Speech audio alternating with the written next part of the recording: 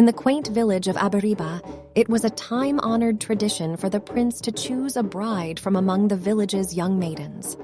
Abebi, a spirited and graceful young woman, had been eagerly looking forward to this event for years. Along with her two best friends, Nneka and Ndidi, she spent countless hours perfecting their dancing moves to compete before the prince. The day of the grand event finally arrived, and the village was bustling with excitement. The villagers adorned the village square with colorful decorations and fragrant flowers in preparation for the occasion. Abebi and her friends donned their most elegant dresses and nervously giggled as they put the finishing touches on their hair and makeup. As the sun began to set, the royal trumpet sounded, signaling the arrival of the prince. The villagers gathered around the square, creating a circle with the prince seated on a lavishly decorated platform at its center. The girls would dance one by one before him, showcasing their grace and charm, hoping to capture his attention and, ultimately, his heart. Abebi's heart pounded with anticipation as her turn approached. The girls took their positions, and one by one they swirled and twirled, displaying their practiced moves with grace and poise. Abebi's performance was particularly mesmerizing, her every step infused with passion and longing. Yet, as she concluded her dance, she couldn't shake the feeling that the prince's eyes had barely glanced her way. The competition continued, and Nneka and Ndidi had their turns. However, like Abebi, they too failed to capture the prince's interest. It seemed he was searching for something beyond their beauty and elegance. Finally, it was Adaku's turn. Adaku was a kind-hearted and gentle soul, but she was also an orphan who had arrived in the village not long ago.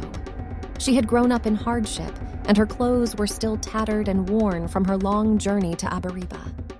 Despite her humble appearance, Adaku's spirit was radiant, and her eyes shone with a quiet determination. As Adaku danced, something magical happened.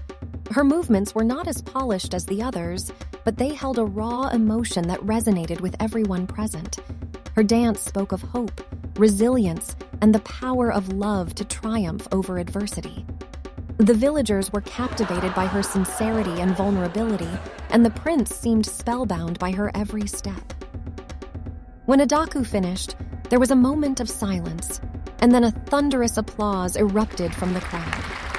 The prince smiled warmly and stood up from his seat, walking towards Ada.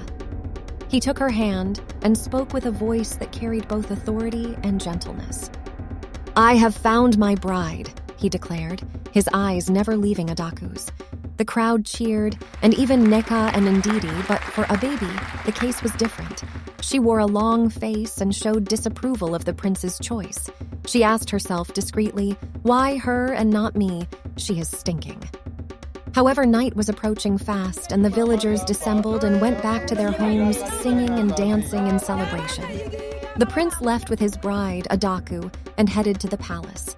Upon arrival, there was jubilation in the palace, and Adaku was welcomed in dancing and celebration. She was crowned as the Princess of Abiriba and showered with gifts of all kinds. That evening was very momentous for the newlyweds. Abebi was the last to leave the village square. No matter how much her friends tried to console her, she kept crying and rolling on the ground in disbelief. Days went by, and Abebi thought of what she could do to grow closer to the prince and win his heart. What Abebi did next shocked the entire village. Tune in for episode 2.